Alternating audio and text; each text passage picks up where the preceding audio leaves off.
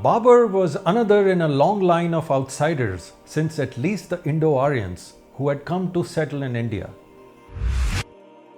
The fact is that Sati was more common in autonomous Hindu kingdoms such as the Rajputs and earlier of Vijayanagar, and it declined in areas that came under direct Mughal rule. It's fair to say that between the Turco-Persian and Brahminical patriarchies, the goose of Indian women was pretty well cooked. History is not as black and white as Hindu nationalists today, led by upper caste Hindus, so often think it is.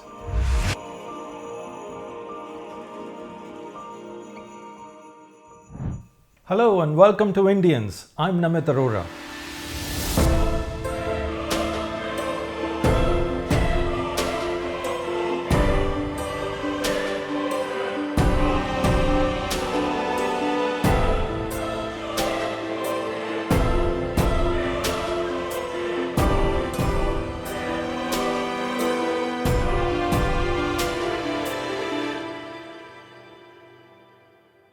In the previous episode, we looked at the rise and fall of the Vijayanagar Empire and the secrets of its wealth and military power that foreign travelers wrote about. As Vijayanagar declined in the 16th century South India, a new power was rising in North India, the Mughal Empire. It would become the largest empire India had ever known, unmatched in its reach and opulence. It would produce an extraordinary fusion of Indo-Persian culture and syncretic creations in art, architecture, literature, music, dance, painting, cuisine, dress, crafts, and more. Emperors like Babur, Humayun, Akbar, Jahangir, Shah, Jahan, and Aurangzeb would inspire many a Bollywood epic and lately a host of funny internet memes. But for many Hindu nationalists, this is no laughing matter. They've come to despise the Mughals, largely led by their chauvinistic ideology and gross exaggerations about forced religious conversions and temple desecrations. In this episode, I'll look at Mughal India, especially during the time of Aurangzeb, perhaps the most controversial of the Mughals. Among other sources, I'll lean on the amazing account of a French doctor, François Bernier, who spent 12 years in India working with one of Aurangzeb's ministers in Delhi.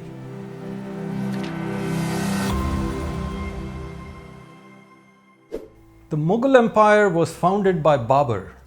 His ancestors were Turks and Mongols and included both Genghis Khan and Tamerlane, a rather distinguished lineage as these things go. His father had ruled a small kingdom in Uzbekistan, which was part of the Persian cultural zone.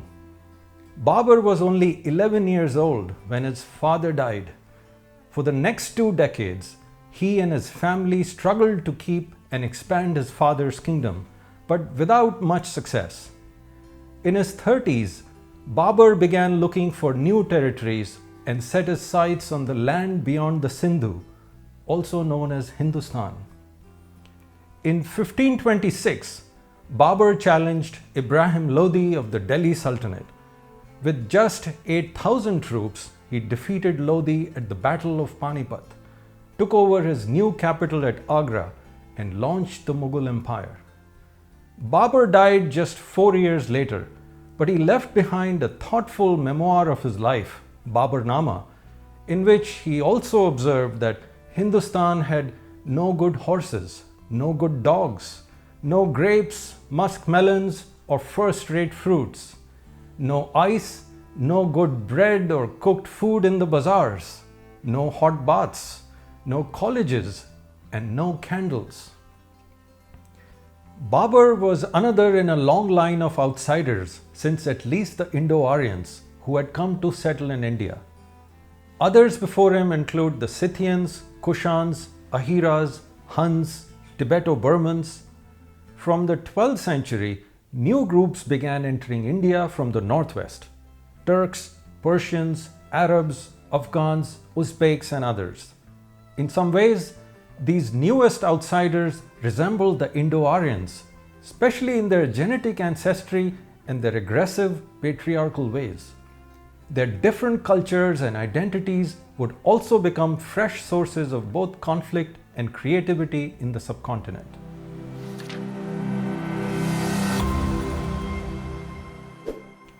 Babur's grandson Akbar would become the greatest of the Mughal emperors. He wasn't great for waging wars or amassing territory, though he did that too, as emperors have long done, from Rome to Vijayanagar. Akbar was great because he was curious, fair-minded and tolerant, and so he belongs with the greatest kings of India. It was Akbar, born in a Rajput fort, who turned the Mughals into an Indian dynasty. He was a practical man. Instead of destroying his enemies, he tried to co-opt them into his imperial orbit. He built enduring alliances with many Rajput clans, cementing them through marriages.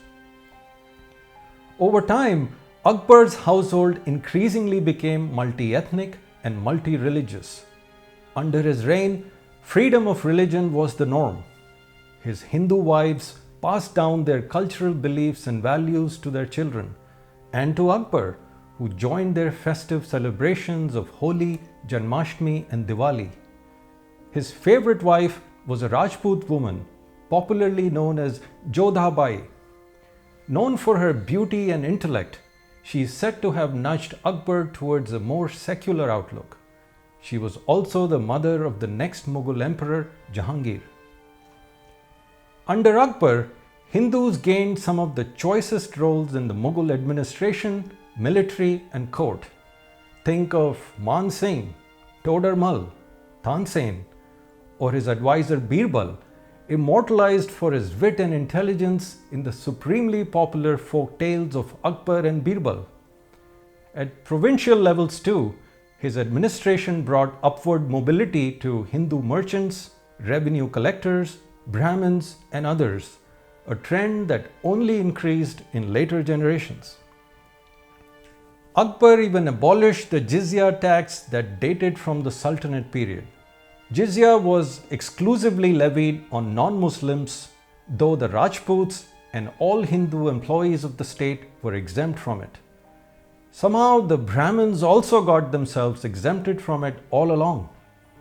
Jizya was an unfair and resented tax, but it was poorly collected in practice, especially outside urban centers. The Brahmins didn't pay jizya tax even under Aurangzeb, who reimposed it for 40 years against the wishes of his family and court. And thanks to the narrow solidarities of caste, the Brahmins never seem to have felt the need to protest its imposition on others either. Akbar in fact presided over a great fusion of Rajput and Mughal cultures and by extension the Sanskritic and Persianate worlds. It's evident in the art, architecture, music and cuisine of the Mughal era. Think of the arts of Kathak, Ghazal, Khayal Gaiki and miniature painting. Consider the fusion of styles in the Govind Dev temple of Vrindavan, built with Akbar's enthusiastic support, or the sublime Indo-Persian architecture of his short-lived capital Fatehpur Sikri.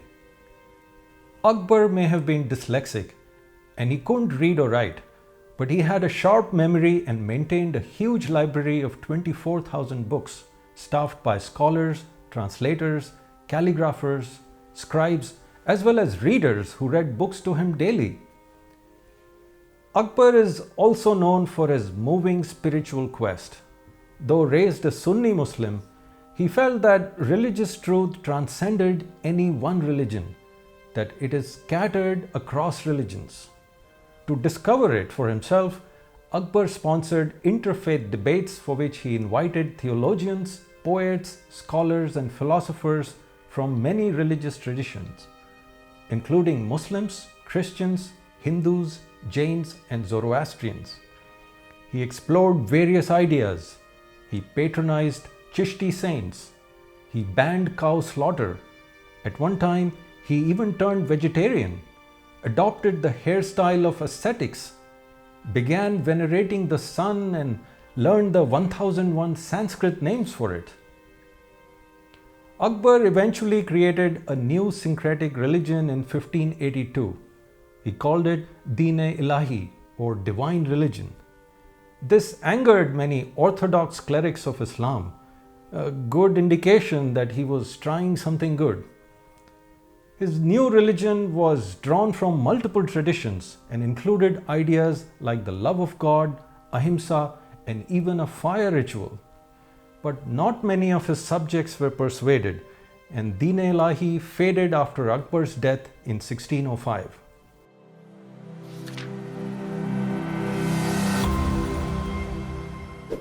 Jahangir continued Akbar's fascination with older Indian religions. He too sponsored interfaith debates and often visited a Hindu ascetic called Jadrup near Ujjain. Jahangir not only favored freedom of religion, he strictly opposed non-voluntary conversions. Like his father, Jahangir too married an intelligent and beautiful Rajput princess, Jagat Gosain. Their marriage involved dual ceremonies, Hindu and Muslim. How modern was that? Shah Jahan, the next emperor, was born from this union, which made him 75% Rajput by ancestry. Shah Jahan would build some of the most spectacular monuments of Mughal India, like the Taj Mahal, Shalimar Gardens, the Red Fort, and Jama Masjid. In 1648, he moved his capital from Agra to Shah Jahanabad. The British maliciously destroyed large parts of it after 1857. What remains is now in Old Delhi.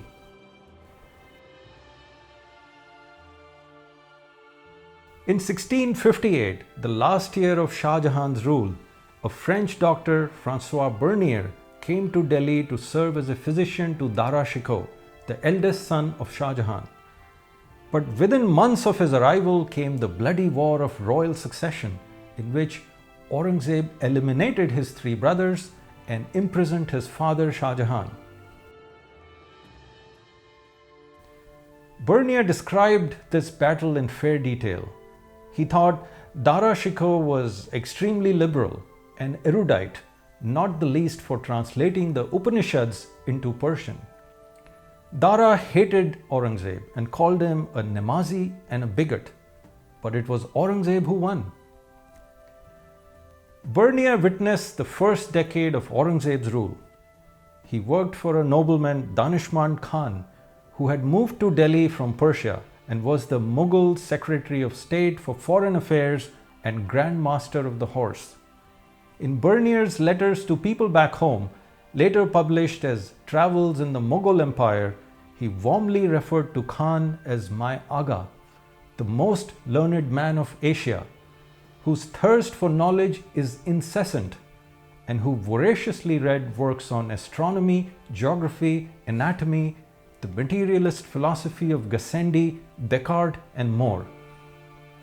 Khan and a few kindred Mughals appear to have been a new kind of intellectuals in the subcontinent, with no evident counterparts in Hindu society.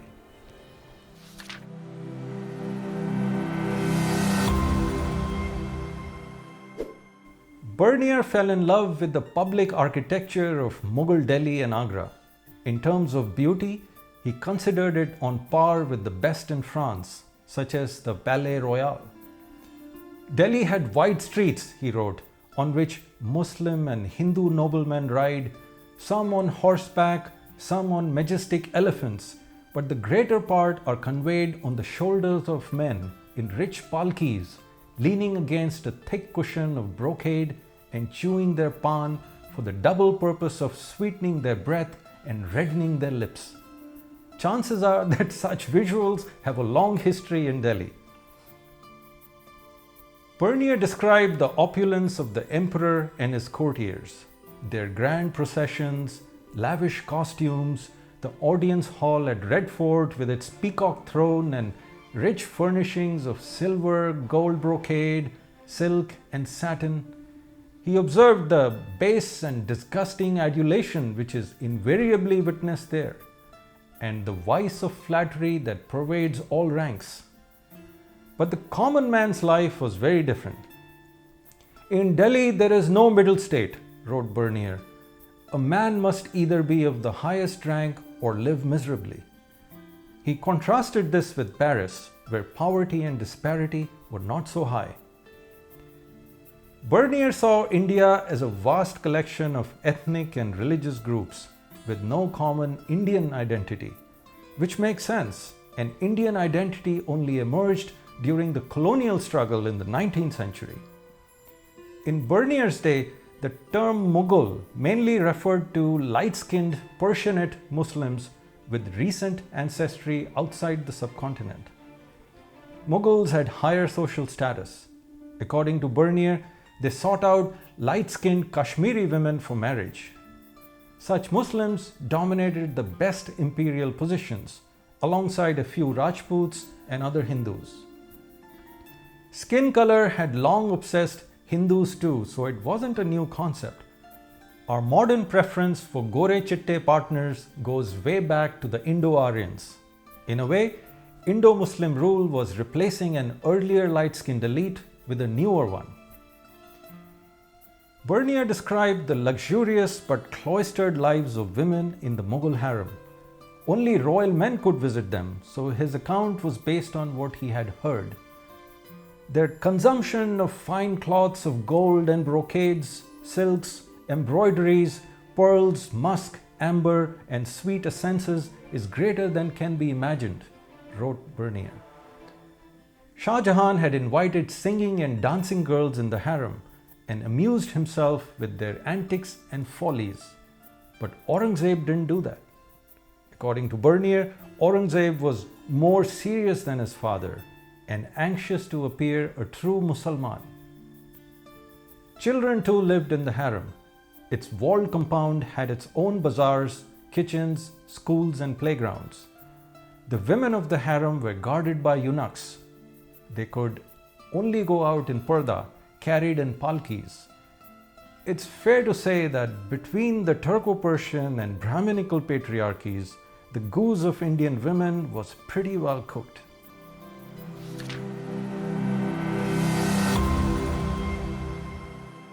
Bernier noted that some parts of India were relatively affluent. Fertile Bengal, for instance, produced ample rice, corn, silks, cotton, and indigo. Its handloom workers manufactured silk and cotton textiles, carpets, embroideries, and brocades, often for export overseas. But most regions were not so lucky. All land belonged to the crown, wrote Bernier.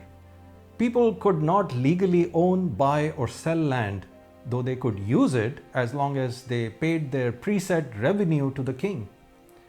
This had been the case at least since Mauryan times. Bernier compared this with the private property regime that many European states had recently evolved.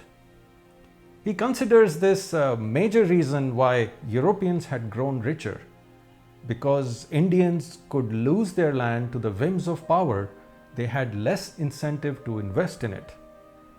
This not only reduced their income, Bernier argued, it also depressed tax revenues for the king and encouraged people to hide their surpluses in gold. Formal property rights in India would arise only in the British colonial era. What made things even worse, wrote Bernier, is that provincial governors and tax collectors exercised their authority over the peasantry in oppressive ways. This feudal system of non-hereditary land tenure was pan-Indian, and it dated from the Gupta period. Bernier blamed this miserable system of government, combining despotic power with lack of private property, for why Indians were worse off than Europeans, and why most towns in Hindustan are made up of earth, mud, and other wretched materials. Some scholars find Bernier's account too bleak and oversimplified, but it does reveal a powerful extractive bureaucracy concentrating riches at the top, sustaining a huge army and funding the lavish lives of the aristocrats. As we saw in the previous episode, this was also true in Vijayanagar. Bernier's portrait of the extreme disparities in India agrees with other testimonies, like that of the pre-Mughal Russian traveler Afanasy Nikitin. Those in the countryside are very miserable, whilst the nobles are extremely opulent and delight in luxury. Such testimonies refute the "Sone ki chidiya" metaphor about pre-colonial India, which suggests that India was a disproportionately rich country in medieval times. But that's not true. Some popular historians say correctly that in 1700, India's share of the global GDP was around 24%. They don't also say that its share of the world population was around 27%, which placed India's per capita income below the global average. It seems that too many of the inflated claims about India's pre-colonial riches are based on foreign travelers' accounts of wealthy elites, even as the commoners were no better off than in other parts of the world. And how could they be? For thousands of years, most people in the world had lived off labor-intensive farming, pastoralism, hunting, gathering, or small trades, producing similar standards of living. Indian and Chinese per capita incomes did not change much until the mid-20th century, but European incomes surged earlier, driven by their colonial projects and their scientific and industrial revolutions.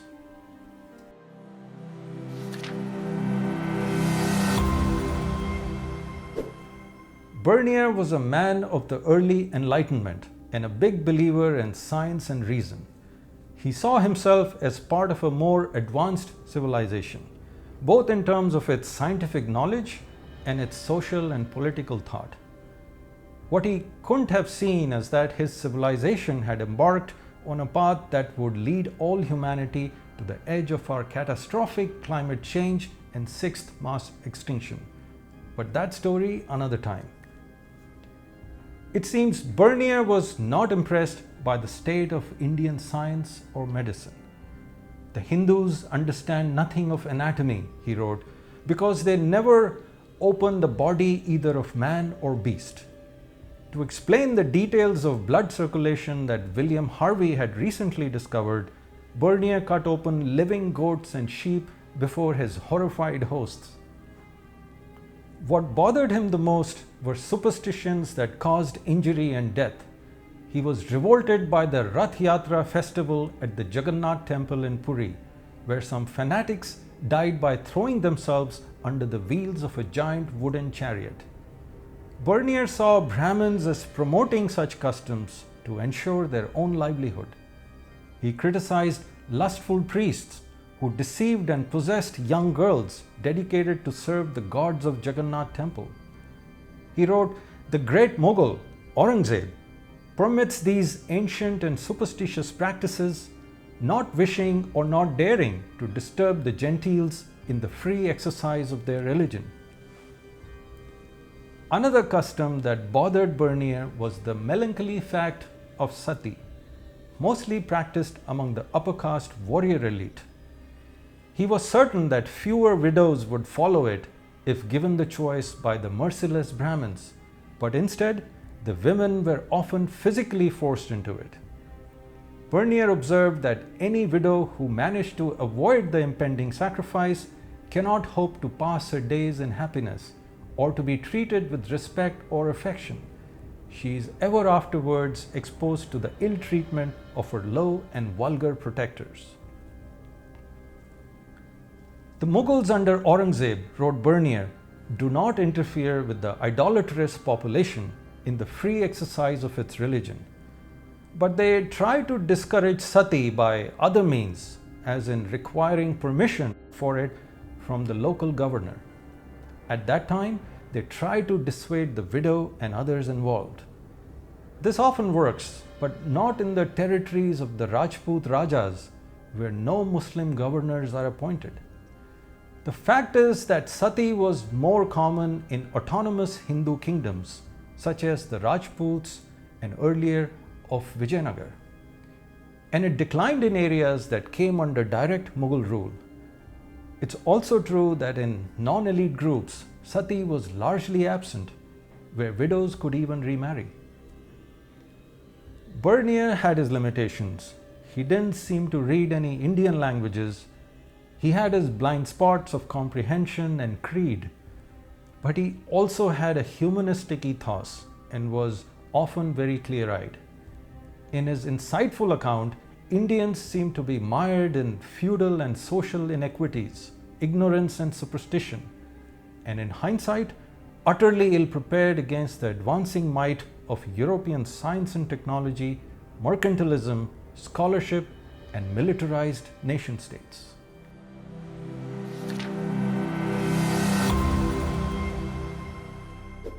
Like all empires, the Mughals too have a mixed record and deserve criticism on many fronts. They too represented an extractive and exploitative imperial order. While they did build roads, provide a unified market, and a stable common currency, they also fought too many wars of expansion, often in pursuit of personal glory and vanity. They spent on high culture and big monuments, but not so much on public welfare or education. They greatly expanded cultivation to increase land revenue, but it often came at the expense of the environment. As with most long-lasting, multi-ethnic and multilingual empires, the Mughal rulers were also pragmatic, not narrowly ideological, except for Aurangzeb. His follies caused sectarian strife and peasant revolts, which contributed to the decline of the Mughal Empire. These are fair criticisms, but the Mughals have also attracted a lot of unfair cultural criticism, especially from Hindu nationalists. They allege that most Mughals forcibly converted Hindus to Islam on a large scale and indiscriminately desecrated tens of thousands of temples. These allegations have been turbocharged in our age of social media and WhatsApp University. Are they true?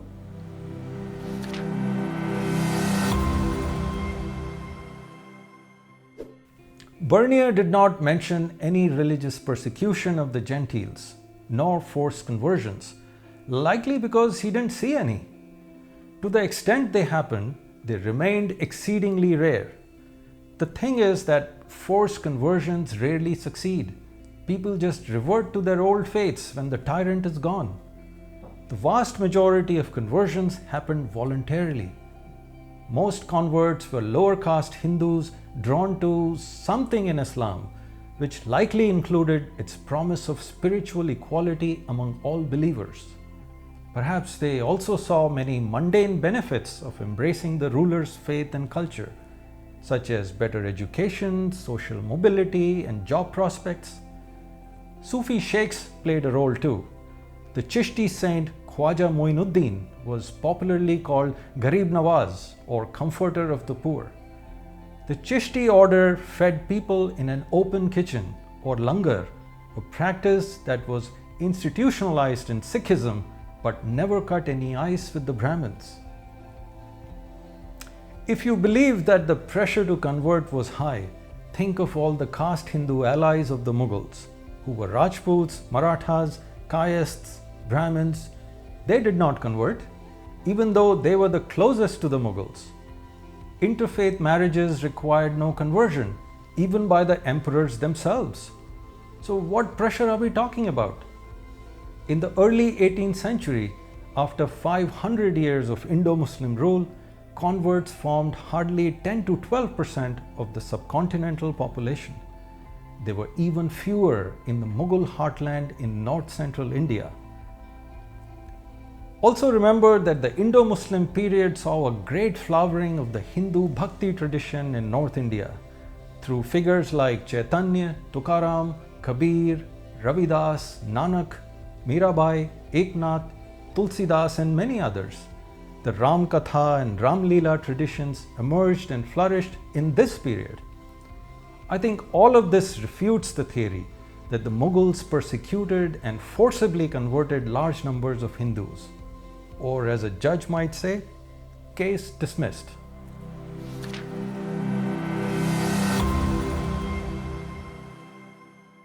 As for temple desecrations or destructions, they did happen. In the centuries before Indo-Muslim rule, Hindu kings had done it too, though its frequency increased under Indo-Muslims. But this frequency was far below the absurd numbers claimed by Hindu nationalists. They are based on cherry-picked details, especially from Indo-Muslim court chronicles, which, as you would expect, greatly inflate their patrons' military, sexual, and religious exploits. Academic historians have investigated deeper for more rigorous evidence. According to historian Richard Eaton, the verifiable cases of temple desecrations are less than 100 over more than 5 centuries. The Mughals, by and large, treated temples in their domain as state property and protected both the physical structures and their Brahmin functionaries. The Brahmins continued to live tax-free as they had done since Ashoka. Aurangzeb himself funded many temples with land and money, even as he destroyed some others. How can we explain this apparent contradiction? Scholars have looked at the evidence and identified important patterns behind temple desecrations. It's worth remembering that Hindu kings derived their divine right to rule from specific lineages, like Chandravanshis and Suryavanshis among the Rajputs, and they patronized state temples dedicated to specific deities. These were the types of temples that Indo-Muslim rulers usually targeted. They were politically salient for their association with rival Hindu kings. Desecrating them damaged their rivals' prestige and legitimacy to rule. Now, it would be foolish to argue that every single temple desecration under the Mughals had purely political motives. No, sometimes religious motives mattered too, especially with Aurangzeb, a puritanical man. But the primary motivation for temple desecrations was political, not religious. Besides, how long could a ruler act out of openly sectarian motives? Remember that the Mughals had lots of Rajput and Maratha allies, Hindu administrators and soldiers, whose numbers had steadily increased and become the highest under Aurangzeb. This had a chilling effect on any religious adventurism. There are additional complexities. In medieval times, the Hindus were deeply fragmented. Hinduism simply wasn't organized enough to be targeted as a whole. People identified not with a common religion, but with particular sects, gods, and rituals. They may not have seen a royal temple's desecration as an attack on their own faith. Many of the subjects were likely not even allowed to enter a royal temple. Would they have been hurt by its desecration? Often desecrations would have hurt just an urban microcosm close to the rival king. In short, temple desecrations were less about attacking Hinduism, more about political gains. One can only hope that such arguments at least become kebab mein haddi, or bones in the ideological kebab of Hindu nationalism.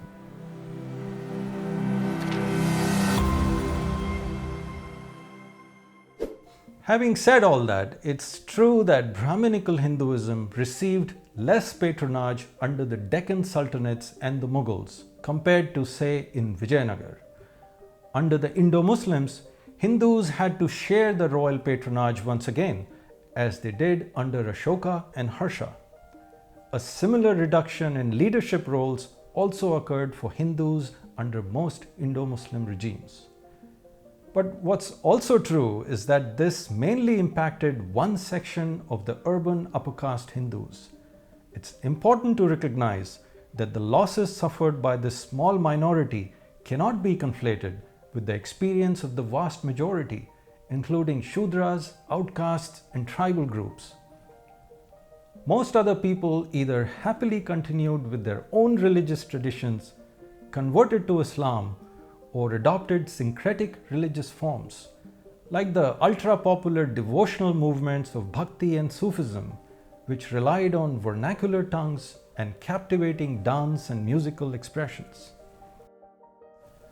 As always, in the grand march of history, continuity, disruption, and renewal were all in play. History is not as black and white as Hindu nationalists today, led by upper caste Hindus, so often think it is. The The narrative manufactured by this hegemonic yet culturally insecure minority is neither truthful nor does it represent the diverse experiences of Hindus and other groups under the Mughals. That's a lot to digest. I'll say more about our love-hate relationship with the Mughals in the next episode, with specific examples from the history of Varanasi, one of the oldest living cities in the world. From its antiquity as Kashi to its life under the Mughals and beyond, I'll explore why Varanasi lies so much at the heart of our Indian civilization. See you next time.